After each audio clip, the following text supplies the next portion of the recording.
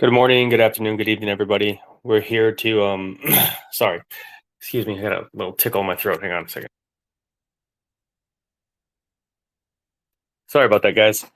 Exceptions here today. We're gonna get them up here and get them co-hosting, and we're gonna get started. So just hang out for a minute and let us get set up, and yeah, we'll get started.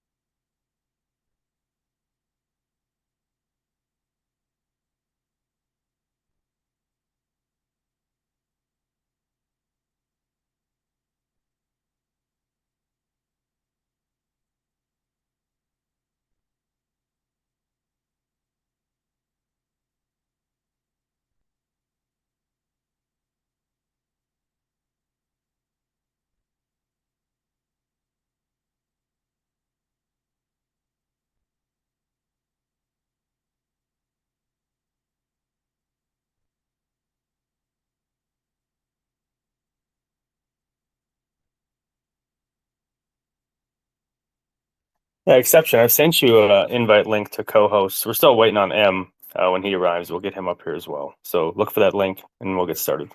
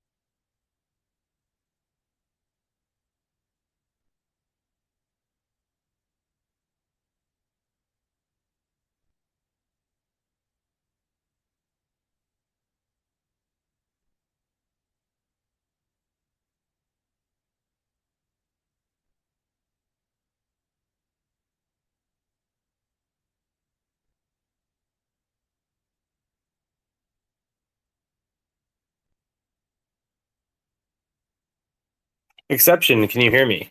Thanks for coming. I can. Can you hear me?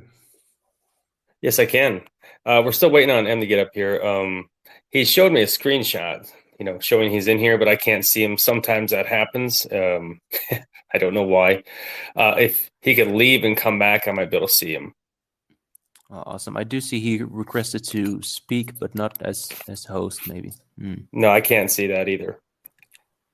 So awesome. Okay.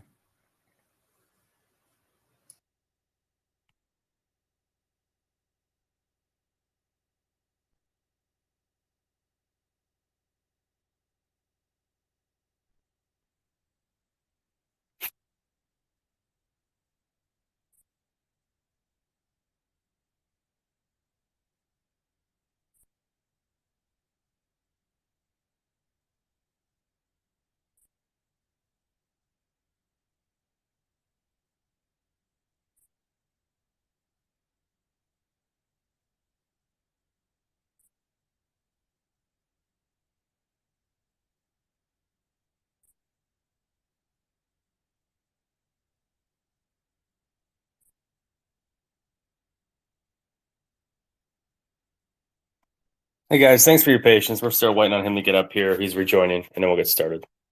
I appreciate it. So here with Exception, I think a lot of you know what they are. The first ever, democratized medbot, the real coding, custom made, right? Hardworking devs, people who know what they're talking about. We're going to get into all that here soon. And, they're going to give us a demo too. I think what we're going to do is we're going to attach the demo link to the top of the spaces, and people can simultaneously join that demo link and watch it play out from there. I know it's a little bit a little bit difficult using two different applications to get this done, but it's what we got to do on Spaces since there's no video feed. There he is right there. Okay.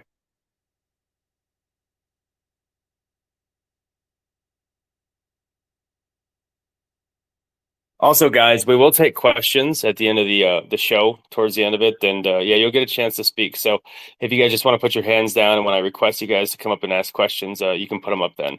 I appreciate it. Terrell, can you hear me? I can hear you. Can you hear me?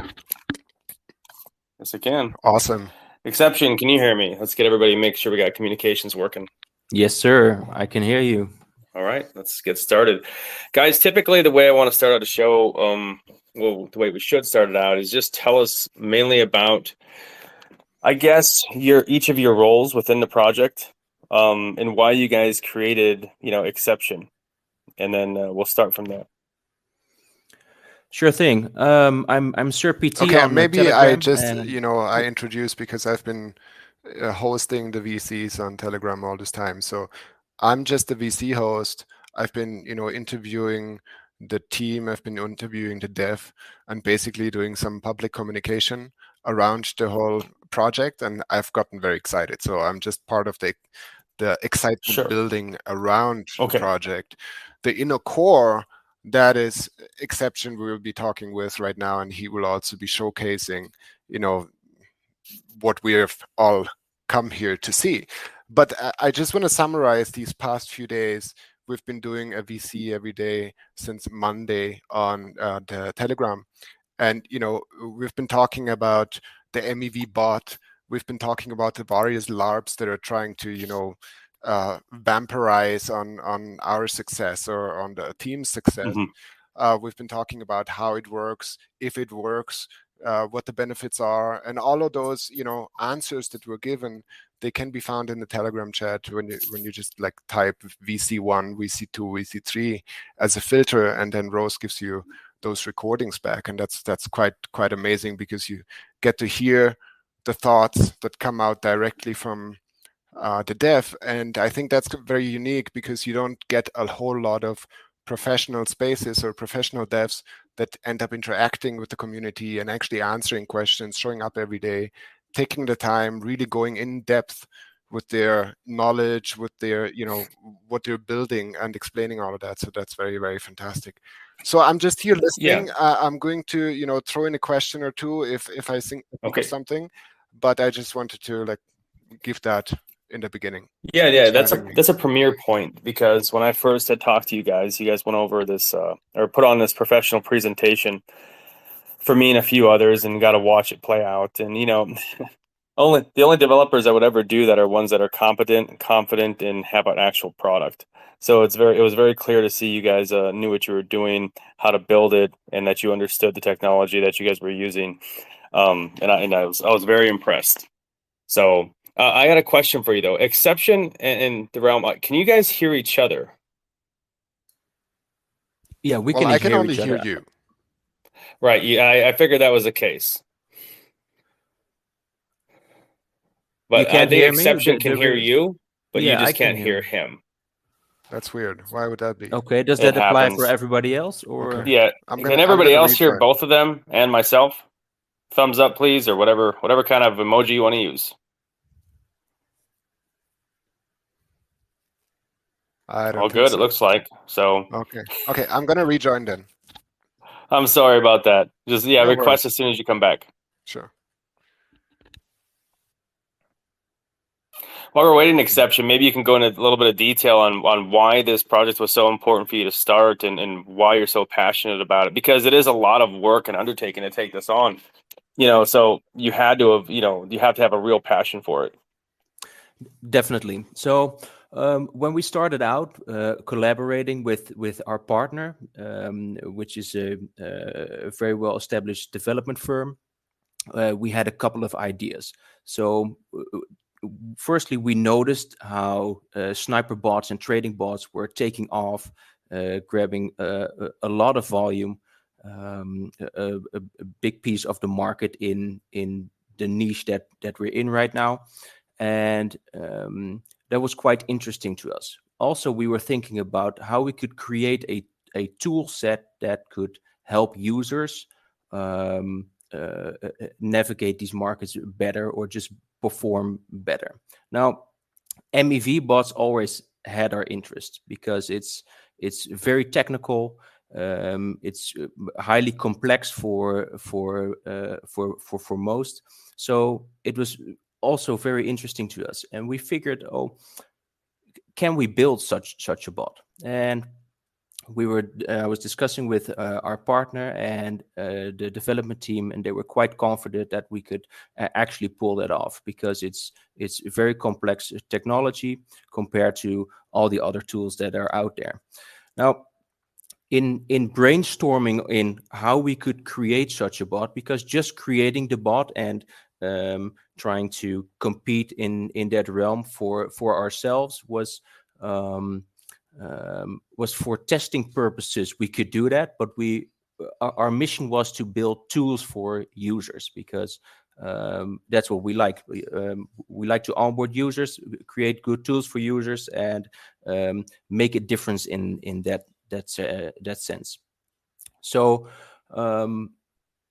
we eventually came up with, well, what if we combine those tools? We want to target the sniper market, but if we could combine it with the MEV tools for users, that would be amazing. And considering that if you want to build a sniper bot, I'm sure everybody has noticed that after the success of Maestro, and after that Unibot and Banana Gun, a lot of sniper bots popped up, one after the other, and mostly they do the same thing. It's just a user interface and infrastructure that's a little bit different, but mostly they have the same goal: snipe tokens and trade them via either Telegram or web UI. Now, we figured if we want to target that market, we need a good USP compared to those other tools. And the MEV bot is actually one of the greatest USPs we could think of to start out with. Also, one of the hardest things to develop of all the USPs we have planned. So instead of, I know, I think you mentioned some other projects. The real M mentioned it, like LARPs that were out there that said they would develop the same thing. I think they noticed that it would be a very good USP as well.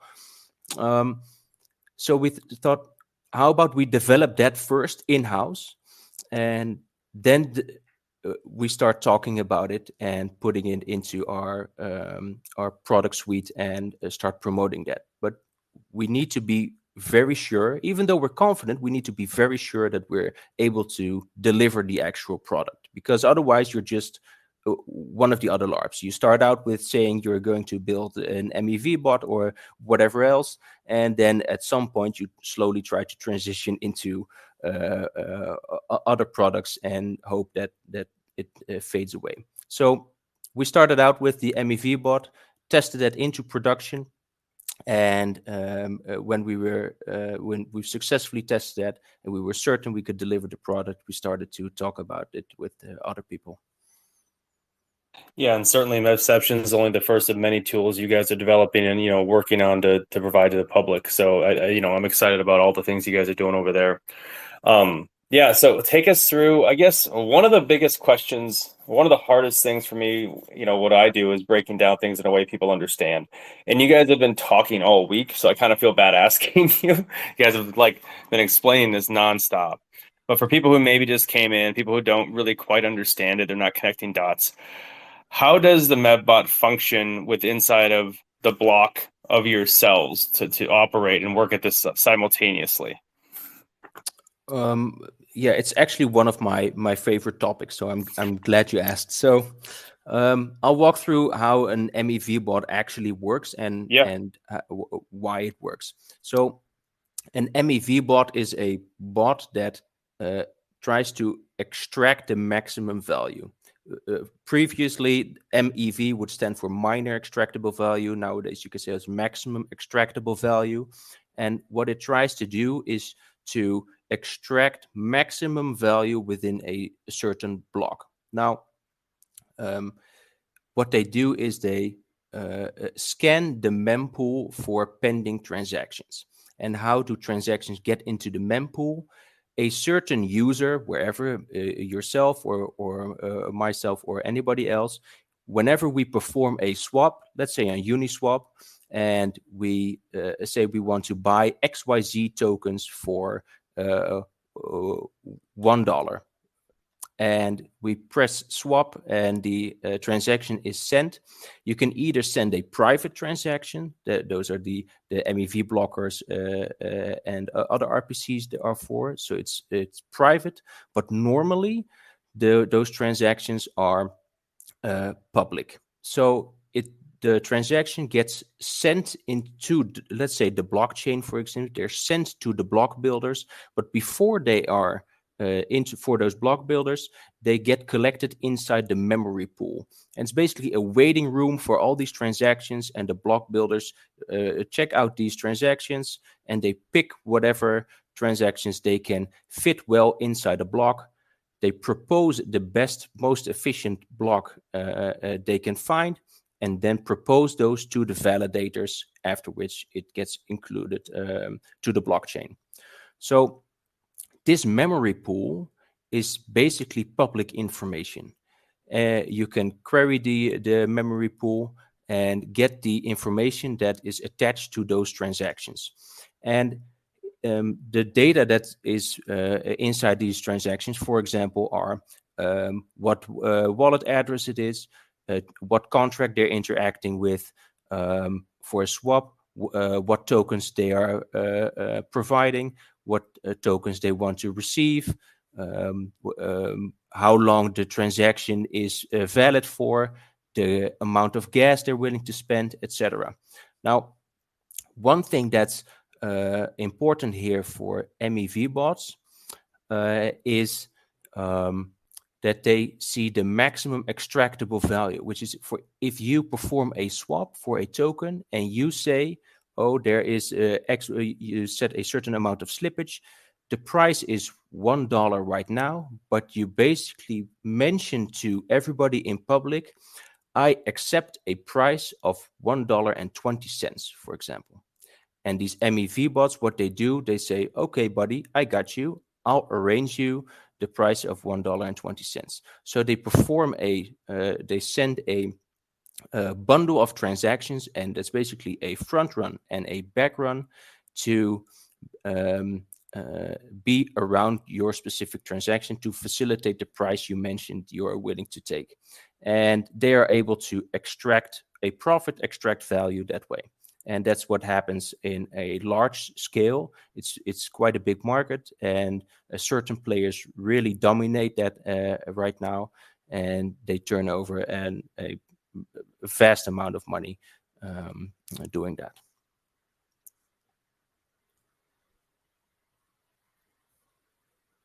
Yeah, makes perfect sense. Thanks for going through that and explaining it to everybody. Now, on Mevception, is that basically in a nutshell kind of all you want to mention on that? Because if it is, I want to kind of pivot right into the demo off the heels of them learning about it, and then maybe move back into the other features and closing comments and questions and stuff after that.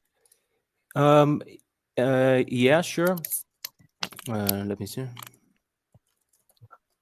I think one of the CF, can you hear me? Yeah, we can hear you. I can hear you. Oh, okay. Do you mind if I just summarize what we've been speaking about this week? Absolutely. I think, just to give an overview for those that were not there in the Telegram, like what has been achieved in this first week and what I've been speaking with the dev about all this time. So essentially, yes, there are just a handful, actually, like just 1 or 2 working MEVs out there, and everything else is a LARP. There were LARP projects a little while ago that were trying to do exactly what this dev and this team is developing, but they actually never came to it. And once it became clear, they died. There are some other ones right now that are pretending they have this, but it never came to it. Anyhow, today we will see that things are working, and I have already seen it that it's working. But so they're developing this MEV tool we've been speaking about. Then they also will develop a sniper, and all of this will come together. So users can use a sniper/trading tool that will be tied to an MEV bot and will be able to capitalize themselves on MEV transactions through their own tokens. So there's, we did a whole series of how everything works, and please go ahead and check out the Git book and the website and all of that stuff. But I just want to say that, so it's a whole suite of tools that will allow you to capitalize on that very niche market that is a very big that gives a very big win margin for everyone to use that you would normally never have access to. And one big question that has been coming over and over, and that was never really understood a lot in the community, was like, if you have an MEV, a working MEV, why would you give that over to the public? And I think that is a good question for the dev to answer quickly, because that was one of the main questions that came all the time by the main critiques. Why would you do that? You can make so much money with it. Why would you do that? And he answered that so brilliantly, and I would like him to answer it again, because he does a very good job with that.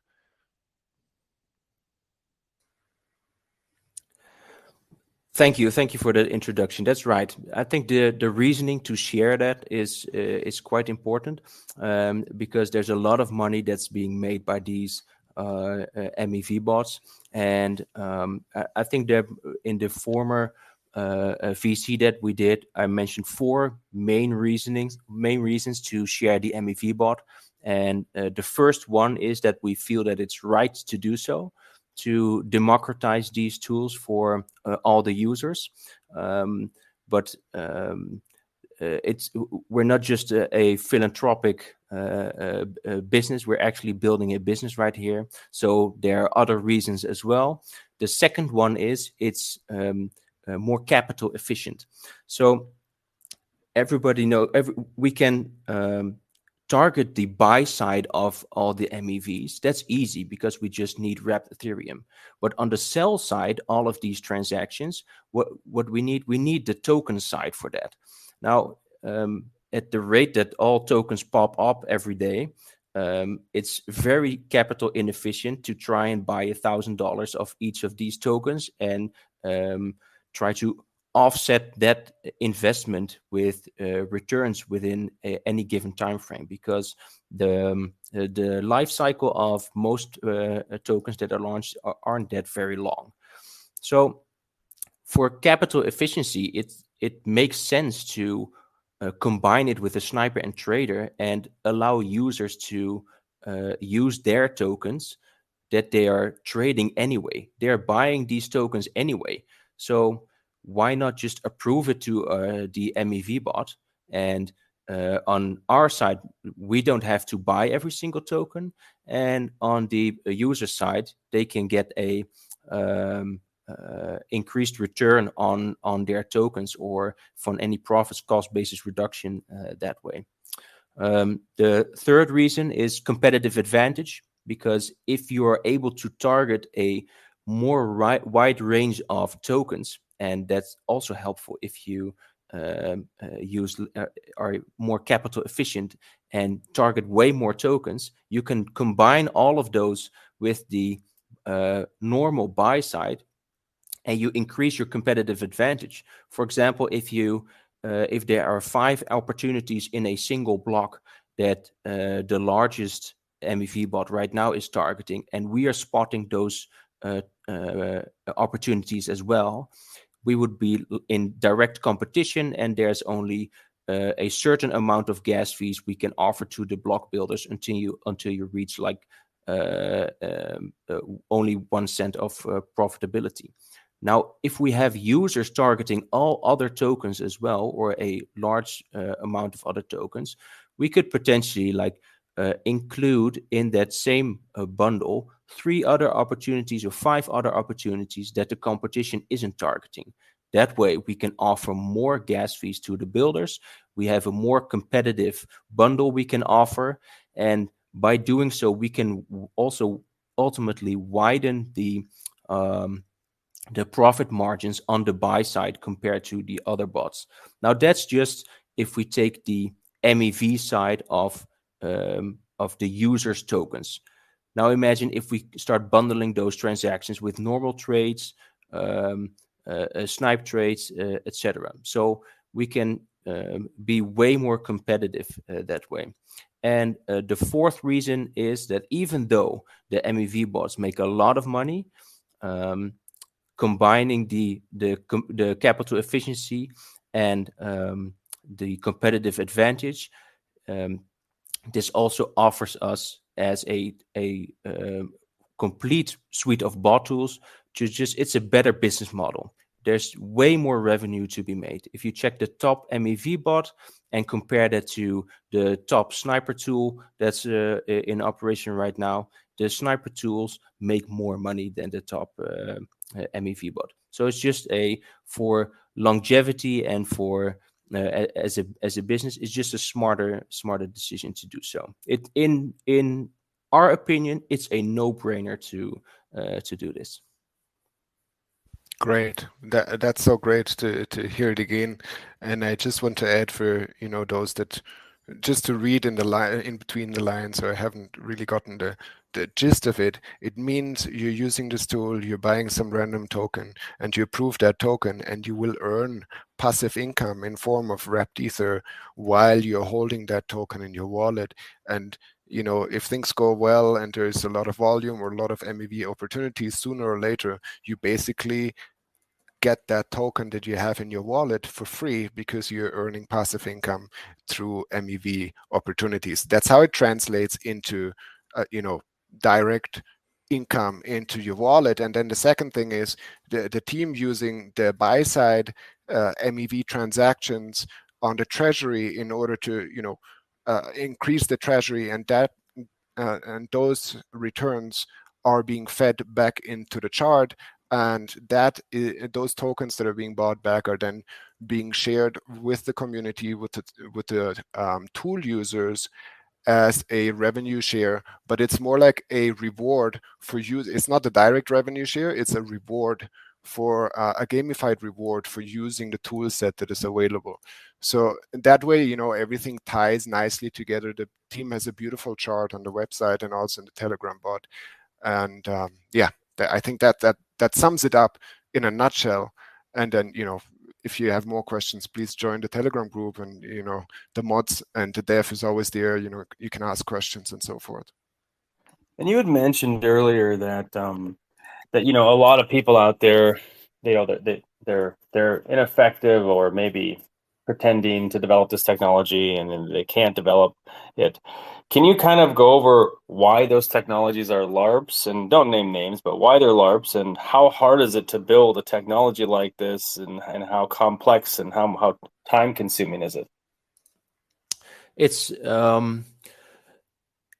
a basic MEV bot is there are I'm sure if you go online you can probably find some open source basic functionality for MEV bots that you can deploy on testnet and run simulations with. So the basic bare bone that way you can probably find online. Now what's difficult about this is making it on par or competitive with other tools and landing the on-chain bundles. It's a highly competitive market, and that makes it very difficult.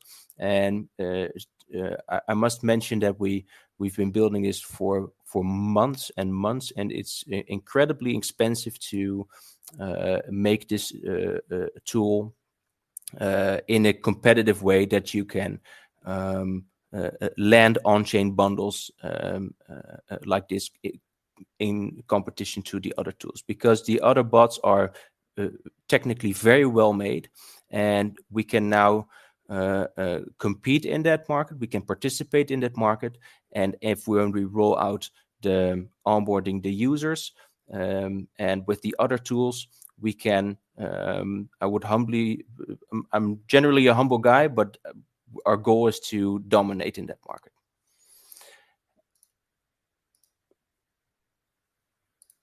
Yeah, that makes a lot of sense. I appreciate it. Thank you so much.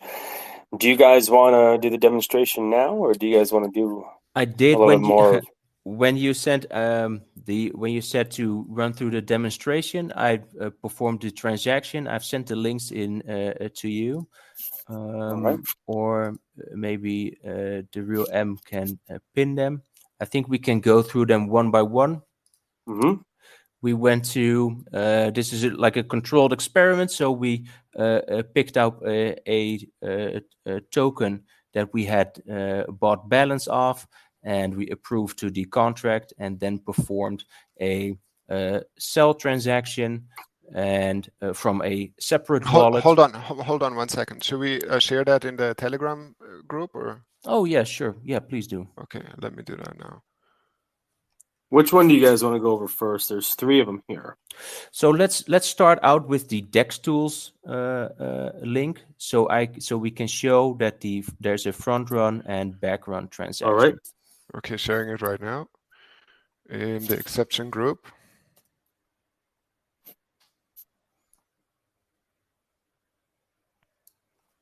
So the last link that is shared here is what was just MEV, right? There's a DEX tools, and you see a 19 minutes and 35 seconds dead block. I think it's 1, 2, 3, fourth down. That's the back run buy. You see that there's a address that ends with 328E, and that one is our searcher address that controls our MEV bot. So there's a sell of the tokens of 0.333 ETH, and there's another sell transaction after for 0.3687. That one is the simulated sell from a separate wallet that we used, and the buy is 0.3140. That's where the MEV bot buys back the same amount of tokens, extracting the value right here. So this is what that normally looks like. So the front run, and then the opportunity, and the back run transaction. Okay, let me share the actual transactions, right? So we can put that in here too. 1 second.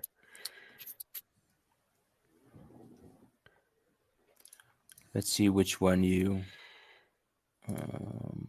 Those are 2 transactions, right? A front run and a back run. Front run and a back run, yes. And we also have we'll go after to the approval transaction. So if you open the front run transaction, that's where you get it's sold for 0.36.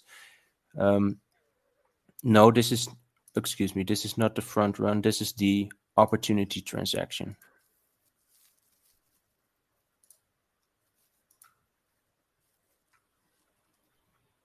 Okay, so the first TX that you shared is the opportunity transaction. That's the opportunity transaction. Let me show you. I'll share it in the chat. Excuse me. Yeah, go ahead. This is the front run transaction, and this is on the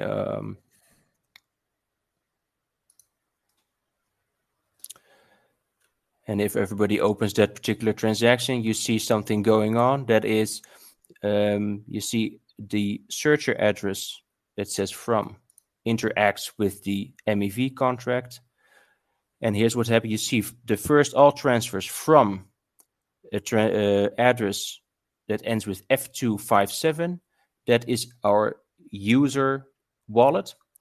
And the user wallet transfers the tokens to the MEV contract.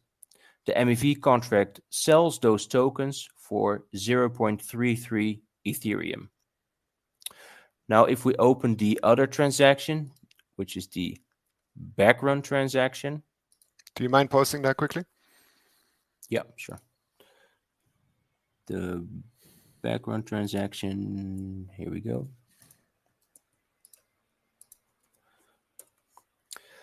This is the background transaction, and this is where you can see more of the how it could be actually utilized by users. What happens here is that the MEV contract buys back the same amount of tokens for less Ethereum.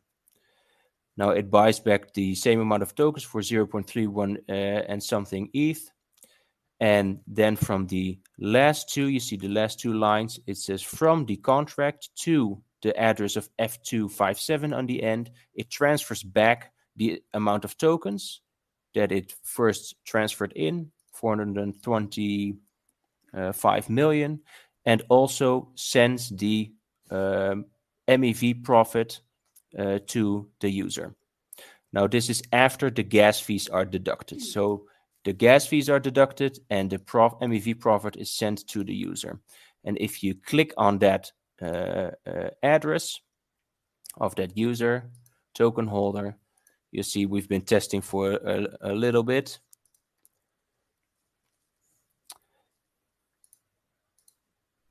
You see it holds 0.23 wrapped Ethereum right now.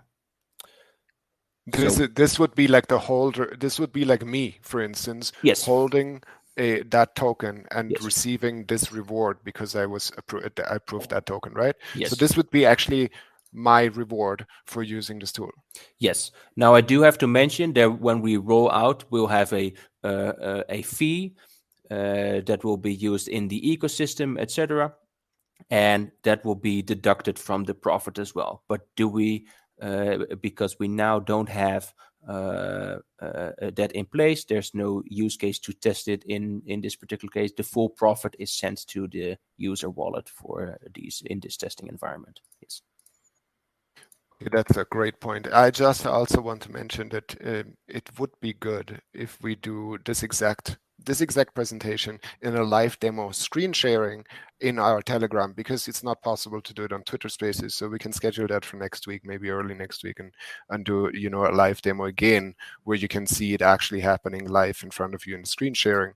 The reason why this was done like this is because the developers didn't want anybody to front run the transactions, so they didn't want to pre-call whatever the contract would be, and then someone else might mess with the transactions, and so it needed to be like this. But we can do it live next week if that's okay for the developers, and showcase that in a Telegram group in a screen share. Yeah, sure. If you give me a couple of minutes, I can request if we can would you say that I performed the sell transaction, or do you want to see it happen again if everybody opens up their DEX tools?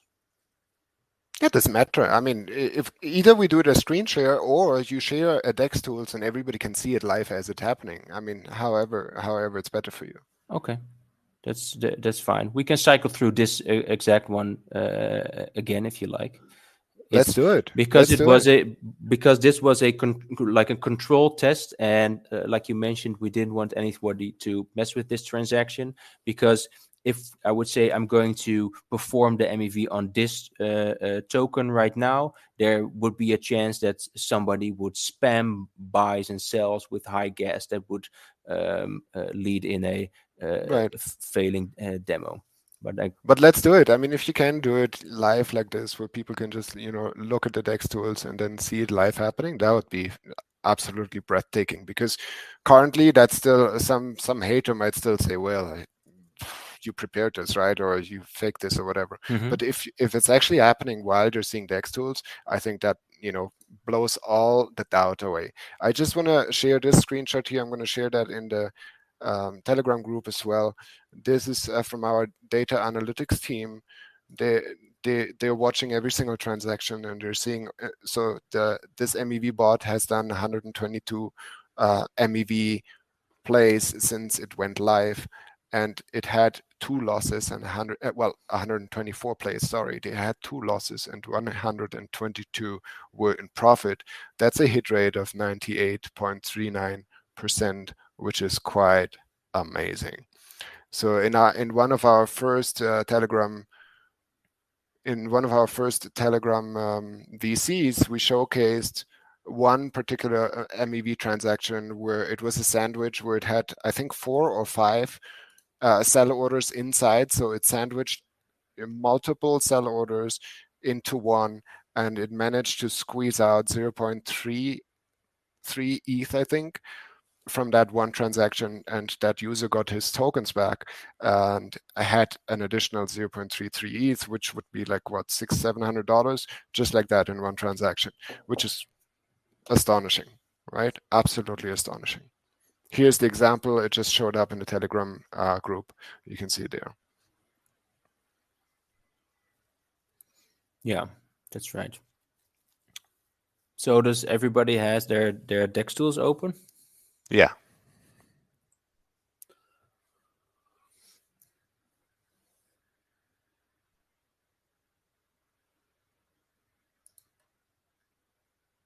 Okay. You see the last buy here, that was our particular buy. We bought back the tokens from that address, and somebody else is buying as well.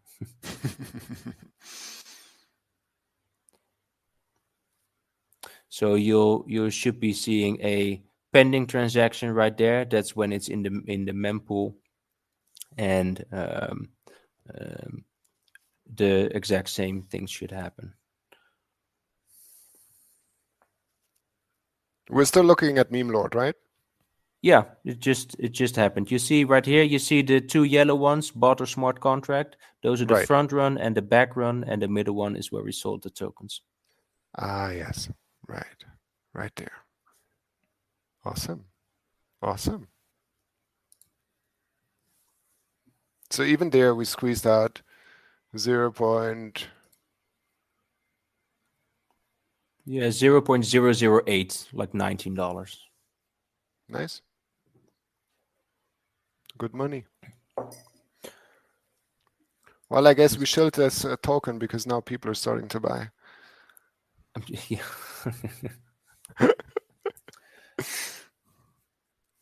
That's right. Okay, it looks really, really good. I mean, it looks very, very good. So this is what we'll be testing from. We have been testing, and we'll perform more testing, because we need to. We've approved the token via the Telegram bot, and we'll be doing more tokens and approving those and allowing the MEV bot to run. But if you go to the contract address, our MEV bot is running, and it's performing trades. We're are still tweaking some settings right there and some combinations. So, but you can feel free to go through our contract, snoop around a little bit. You can see some interesting transactions that could be nice. So we're very excited to showcase this, because this is actually some type of uncharted territory, because the other projects didn't get to this point. So we're very excited. Yeah, absolutely. And I don't blame you. You guys have done a great job so far in illustrating this point of how it actually works. You guys have been hammering on that. I don't know anybody who could debate you guys that the technology doesn't work at this point. When do you guys think you guys are going to go live with users? That's depending on a couple of things, because it's users will have to approve their tokens, and we have some of the things that we still need to develop, like the sniper bot and the Telegram bot and the web UI, etc. We've originally planned to do a full product release. However, we've since transitioned to do a phased release where we can start beta testing for the Telegram bot to approve tokens, and testing that stuff out and getting the feedback from beta testers. It's mostly pending on security audits for when we go live, because we don't want to jeopardize or cut corners on security for users, because it's new technology for users. And I think we've discussed the other day on the VC in Telegram as well, that there were router exploits for other projects, and that those are the type of things we really don't want for our projects. So security and safety is number one for us, and we expect, as we go for beta testing, we'll start internal beta testing for or alpha testing, I should say, next week, and start tweaking for the approval. And at that point, I think we can start communicating when we have expected releases for the product of the user. That being said, I'm excited about this myself as well, and I could definitely understand users really would like to get their hands on this tool. But we are building this for the long run. So this is our starting point for our product. We have a great USP for our sniper and trader, as we target to get a very large foothold in this particular niche. After that, we'll be looking to expand and scale up to different areas as well. So we're in this for longevity, and we don't want to rush things and deliver a subpar product. Yeah. And I think that people are expecting that from you in the first place, given how professional you guys are and, talented in your development. So, I applaud that. Thank you. Do you guys want to discuss any other features that your product is currently developing, or do you guys want to move on to questions? I think questions are good. We've covered a lot of ground. Right. Yeah. Yeah, I think so too. I think you guys have done a phenomenal job up here telling everybody about your product today and how it operates. Yeah, one of the most professional teams I've seen here, people. So yeah, anybody who has a question out there. I have to add something. I want to add something. Okay, yeah, go ahead. So, having done years of software industry work and being in this space for a while now too, I've seen a lot of stuff, especially in the degen world. You see a lot of teams, mostly one-man shows, and then some mods or something, and then one developer tries to pull something together out of a basement or so. And it's really refreshing to see a team that actually works with a real development firm, that actually has several teams working in the background in parallel on product streams, and having a UI team that will be, they're talking about USPs, they're talking about user experience, they're talking about getting feedback and making it perfect. Have you ever heard any of that really in this crypto world, in the low cap crypto world? I haven't. To me that's like altcoin kind of stuff, where they have a whole team on UI. Once the UI comes out, and if you look at the screenshots that have been shared on Telegram, you get to see how professional it all looks, and the gamification is like next level.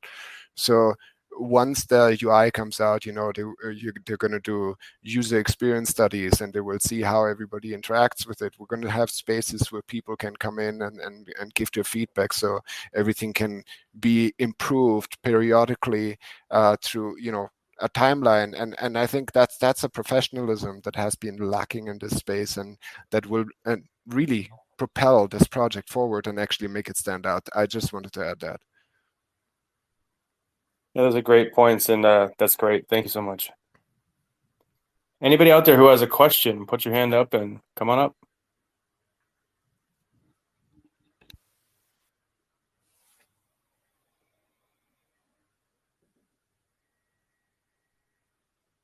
Maybe you guys have done such a good job explaining that there are none, but here we go. All right.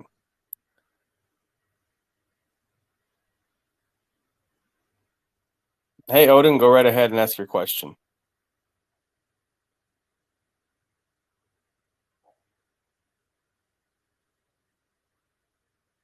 Odin, if you can hear me, you have the floor. Oh, thank you guys, and it was a very good presentation so far, and I was deeply interested. So just a very quick question. You mentioned that some of the similar projects had some exploits beforehand, and that's why perhaps you are keen on audit and making your contract more safe. Could you talk a bit about what kind of exploits that they faced, and what, hopefully, of course, we don't want to see this in your project, but what are the possible hazards that such projects may face in terms of security, and how it can be exploited? In what steps are you going to, perhaps it can be a bit technical, but just overall, if you could touch upon this, I would appreciate it. Thank you. Sure. Thank you very much for your question. It's quite an important one. I think the exploits that were referred to were the other sniper projects where they had router exploits that basically resulted in loss of funds for their users. Now, I must say that those projects they're quite established, and they've refunded, to my knowledge, I think they've refunded all their users, and they've acted upon it very professionally. So, for example, we will be having our own router contract as well, and it's important to get that properly audited and tested, so you can try to mitigate as much risk as possible for with audits and thorough testing. Now, I must say, in this space, we've all seen exploits happen in the space where even contracts were audited, no one expected it, etc. So 100% sure security, it doesn't exist. However, we'll do everything we can to make sure to get it as secure as possible for the users, because ultimately this is a business, and the business thrives on users. And if you can't secure your user funds, or something happens and you can't resolve that properly, your business is gone. So it's paramount to us to take security very seriously and take according actions. Yeah. Good to hear this, and thank you. And of course, we don't want to see such exploits happening to your project as well. But like you say, sometimes even the contract is very safe, audited, they can find new ways to exploit and give damage to such projects. And if that happens, which I don't hope, of course, like you say, do you have some plans to perhaps in such of an undesired case to cover the funds that the users may possibly lose, like you mentioned that some other projects did? Or is it on the agenda, perhaps in the roadmap as you grow? Perhaps you can spare some of the fees for such a fund and to have such things planned about this. That's all as a follow-up question. And thank you for giving me the chance. Sure. Yeah, we have a treasury in place for the project, and of course, in the case that anything should happen, it's our priority. It's a choice of either close up shop or continue doing business, and we are in this for the long run and want to continue to do business. So if that requires that, if we can do refunds or whatever from treasury, and that secures the longevity of our business, that's a decision that's pretty easy to make, because we've started out in the low cap market, and perhaps it's a good idea if I explain the reasoning why we did so. Yes, we have a very large vision to scale up and for users, that because obviously the large retail will flow into the space as well. That's a very large market we want to target eventually, but we had a decision before we launched our project to either raise a lot of funds, and there was quite a bit of interest to invest in our business. However, that would propel us to an audience and market that's not our user target market. So in discussion with our partner, our strategic advisors, Simon of North Node Capital, we decided, well, let's start in the exact market where our target audience is for our products. Those are the eyeballs we want for our products.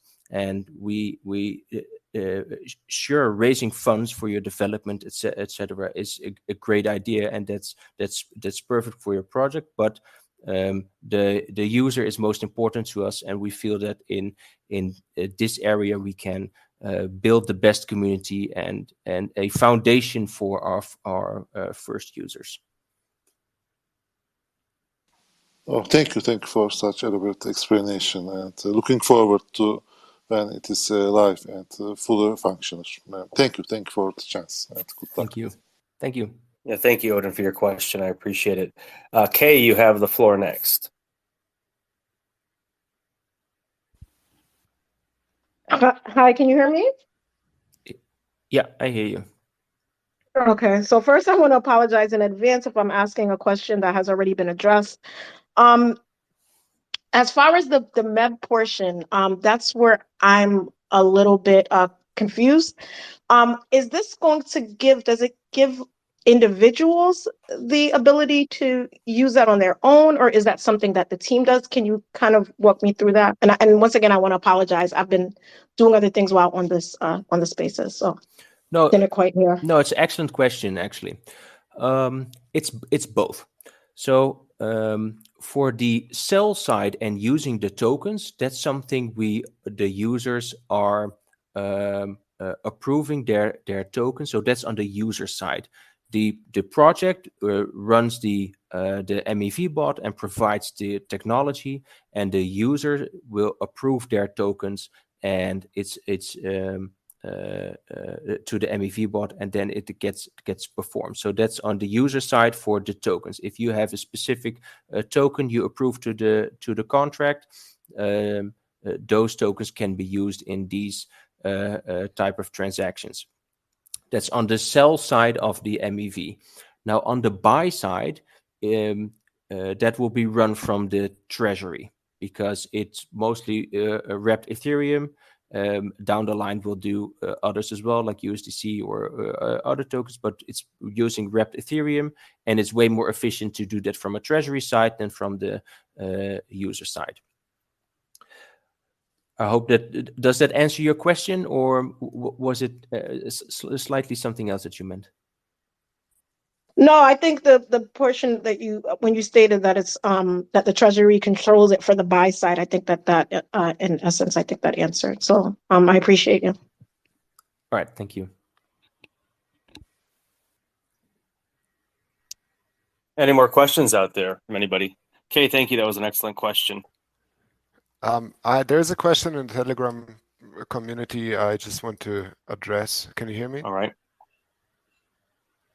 Yeah, so one person is asking, well, these transactions could have been prepared, and maybe it was not live, but it was prepared. And I think, and it might be good. We're going to just do a live VC screen share presentation, anytime in the next few days, probably after the weekend, to still those doubts that might still be there, even though it has all been shared and it is also visible on blockchain. But some I people still have want doubts, to tackle this for a second. Go ahead. All right, guys. I've been in this space a long time. And when you have a team that's continuously giving you demonstrations over and over and over again, every single day, and that's providing actual verifiable on-chain evidence, it's highly unlikely at this point, because I went through all the transactions myself, that they're trying to obfuscate or fake anybody out, in my opinion. And I get you guys want proof, but the next screen share they do in the VC, I encourage everybody to attend and really pay attention and bring a paper and pen and write down the notes, and they'll guide you through maybe the on-chain process of understanding how it operates and how you can tell if it's the real deal or not. And that's something you can do. And I encourage everybody to do that, because if you don't understand the product, it's a little bit difficult, to really kind of, I don't know, use it, number one. Number two, explain it to your friends. And yeah. Go ahead, Ram. Yeah, I want to answer this as well. If it's for the screen, the thing that I would show on the screen share is basically me with with a wallet performing a sell transaction on a specific token, and the bot runs on a server. We won't be showing the actual code of the bot doing the transaction. It's exactly the same. I just press on Uniswap, go to MetaMask, and press set slippage settings, press sell, and the transaction goes, and exactly the same happens. So that's the only difference that a screen share would showcase. That's basically it. Yeah. Yeah. Absolutely. Anyways, you guys are saying about where you guys left off was going to TJ and do the screen sharing demonstration. So all of this, all the transactions that were shared just now will also be visible on Twitter. Is there anybody else out there with any questions at all?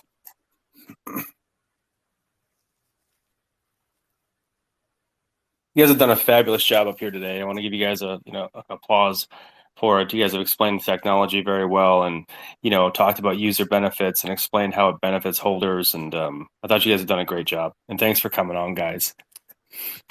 Thank you. I greatly appreciate it. This was my first Twitter Spaces ever, and I'm very happy it was on yours, I must say. I appreciate that. Thank you very much. And everybody out there for showing up. I appreciate you guys all showing up to support the team and try and get an understanding of what they're doing and spread the word of why it's so important. We're in this space, that there's that cliche in it for the tech. But, everybody likes the tech still. They want to make money, and I know that's priority number one for a lot of people. But, if the tech isn't there, neither is the money. And so projects that are technologically gifted or superior to others, they should be paid attention to and kind of learned about, and the information should be passed around to other people so they know where the first movers are and what's, superior technologically to others. And this project certainly in my mind is one of those. So I appreciate it, guys. Thank you very much. Thank you very much for having us. Yes. We'll see you guys in the Telegram. Awesome. All right, guys. Bye-bye. Bye.